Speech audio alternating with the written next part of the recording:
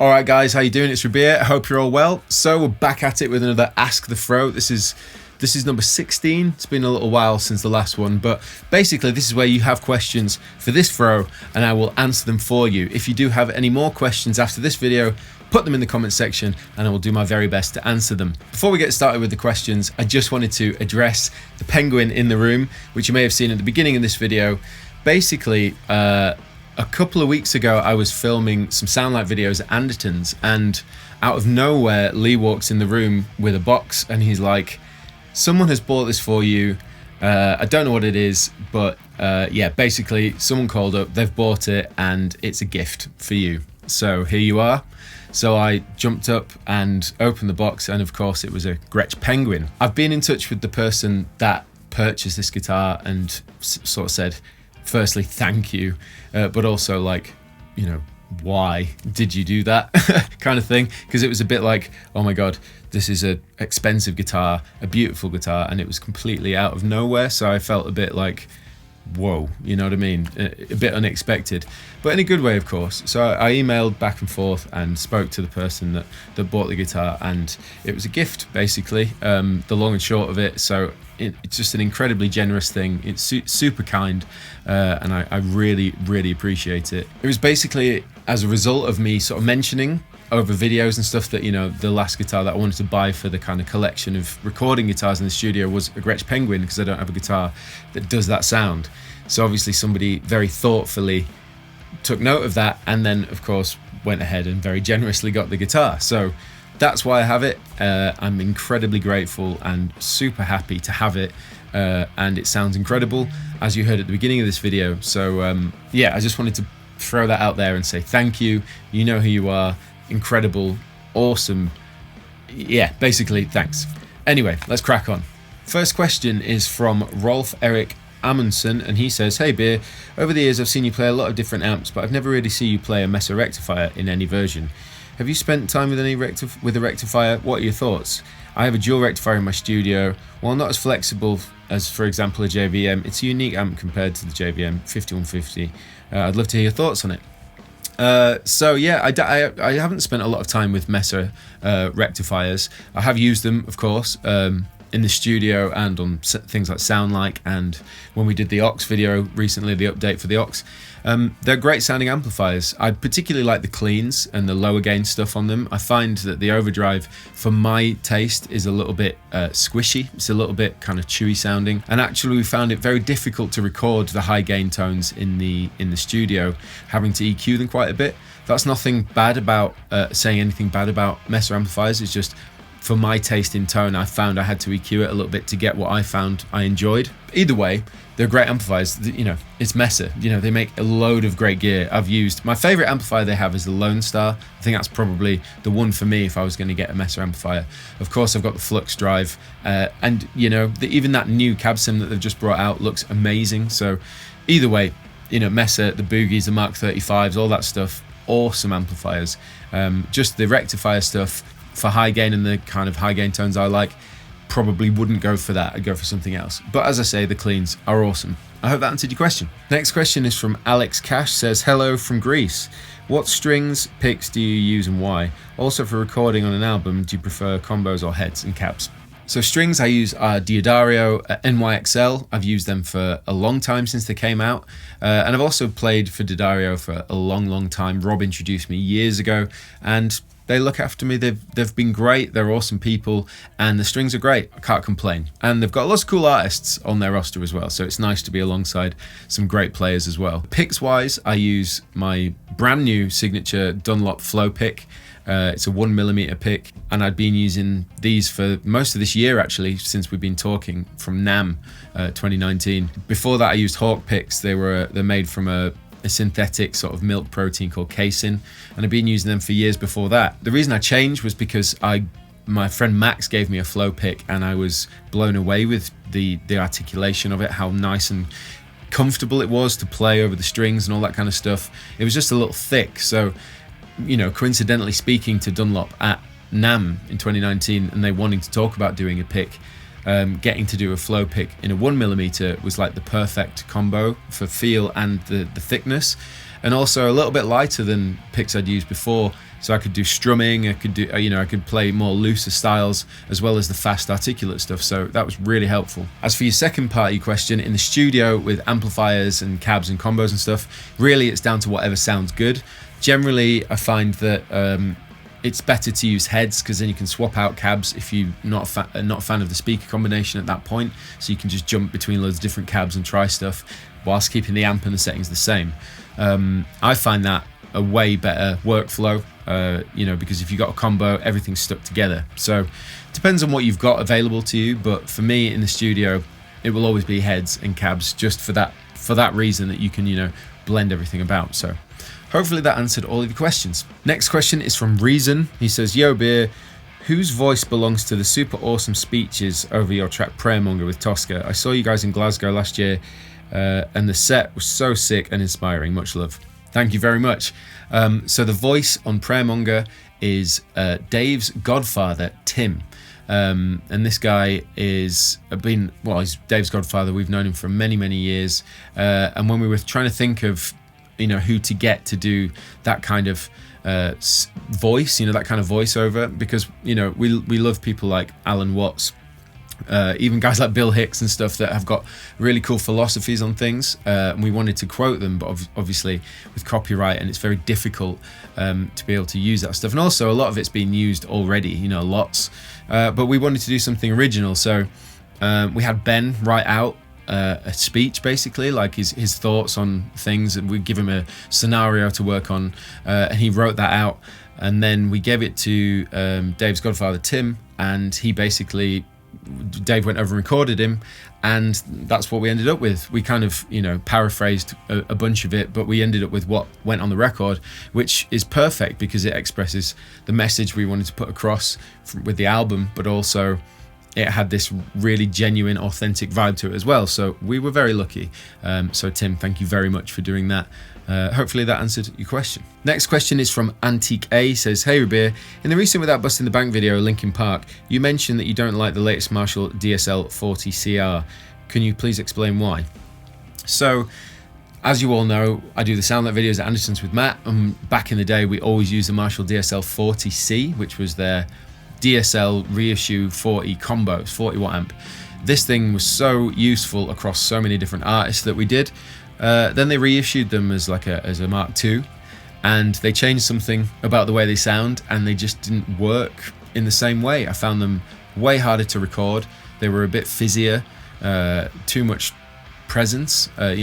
No disrespect to Marshall, of course. I love Marshall amps. I've got the JVM, JCM's amazing, TSL I've used for years and stuff like that. And of course the Kraken was based around that kind of JCM 900 high gain sort of sound. So I love, that goes without saying. But the DSL 40 Mark II, I feel like they missed the trick with it. It didn't really work for me. That's the reason I don't like it. I just couldn't record it very well, and I found that it was a downgrade from the one they had before. So if they reissue the first one, then we'll probably start using it again. Next question is from Kike Sanchez 14. Says, Hey Rabea, I hope you're doing well. I am a guitarist too, and I've been thinking about learning a bit of piano. I only know a bit of guitar theory.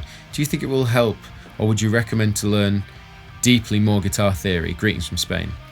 Okay, so piano, firstly, is an incredible instrument that I wish I could play. I love writing piano. I think it's super helpful for chord theory, just because obviously it's a very visual thing as well. So where you put your fingers and you can experiment with different intervals and create different chords.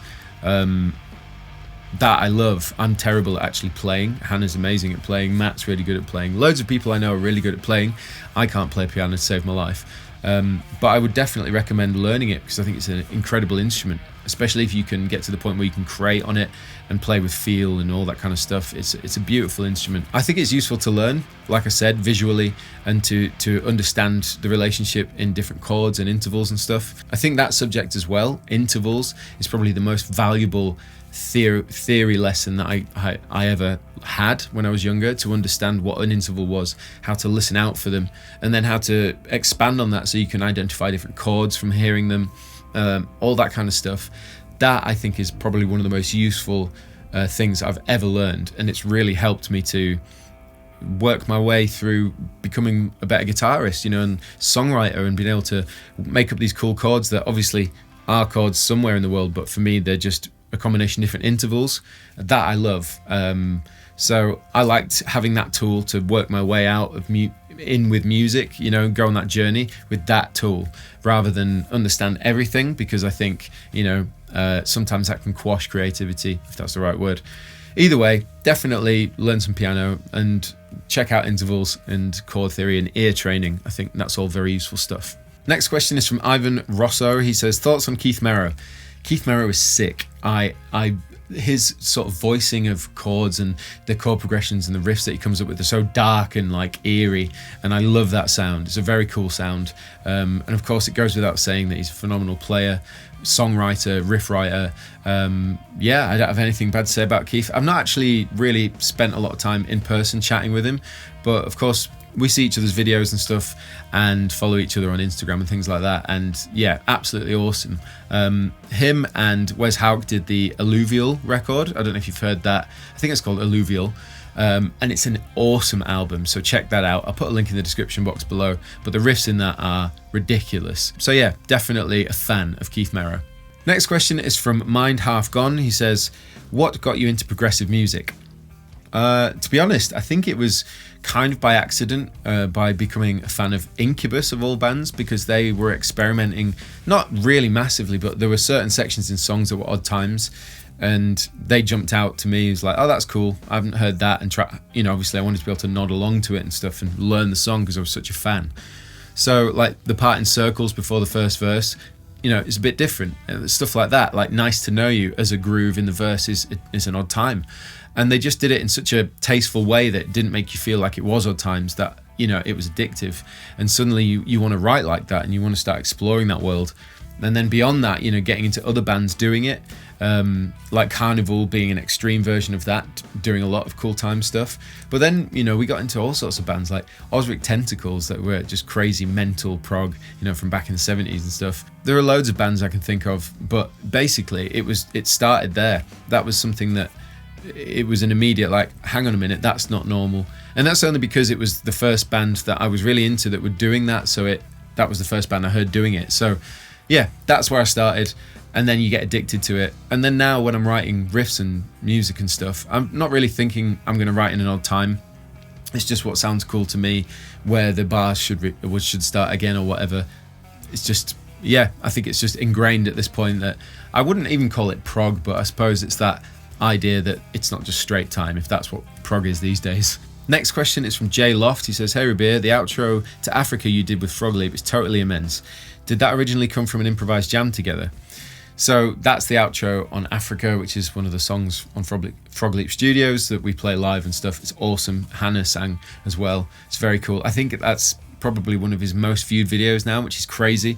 But the question was the outro of that song, which was a series of riffs that me and Leo came up with. And it's when I flew out to go to the Larvik Guitar Festival, and we stopped at Leo's first, and he was actually doing Africa at the time, and that's how we jumped onto that song and did the solo, and Hannah did the vocal.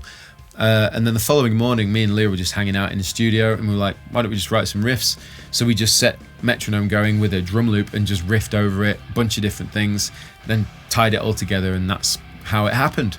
Turns out to be, a really popular thing that we play live as well. It's cool to do it live because it's heavy and it's got a good groove to it. But yeah, that's how it came about. So I'm glad you enjoy it. Thank you for the question. Okay, so we're on to the last question now. This is from Ian Hinkle. He says, hey Beer from Alabama. I wanted to ask, I grew up playing bass. Now I mostly play guitar. I've always been interested in playing the drums. I was wondering if there is a benefit to learning, or should I just focus on the guitar? Keep doing what you do. Thank you for the question. I think there's a massive benefit to learning drums. I started playing drums first before guitar, and I think that made such a big difference to my progression, because timing is everything. Whether or not it's all about groove, and if you can keep time, because no one wants you in a band if you can't. So it's really important that you have good time and you have good rhythm.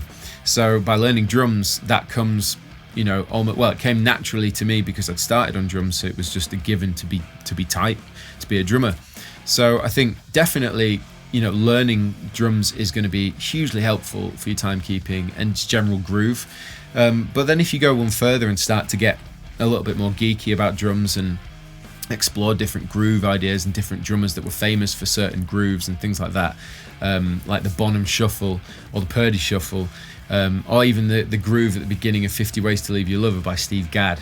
All these grooves that are just a bit unique in their own way, and you'll listen to those and find out what makes them unique. There's so many, I could keep going, but I think I love drums. It's the first thing that my ear listens to when I put on a band or a new song that I've not heard. The drumming is the first thing that I will focus on before guitar, and I love writing drums. It's so yeah, I'm biased in the sense that drums are almost for me as much a favorite instrument as guitar. But I think there is no bad thing in learning them, or at least learning to understand time and what makes a groove. So yeah, definitely give it a go. But make sure you focus on the thing that interests you the most. So if drums become like really interesting to you, don't like shy away because I should play guitar. Just go for it. Just learn whatever you can to do with anything to do with music, because it all helps. It all builds to a better understanding, so you can do more with your knowledge to write music or play it. Well, there you go. Ask the Throw number 16. Thank you very much for the questions. There were some awesome questions. If you have any more, put them in the comment section below. And now, if you want to get one of these t-shirts, if you like the way it looks, you can go to my store, link in the description box below. Check that out if you like the look of this. Other than that, like, subscribe and share, and I will see you all very soon.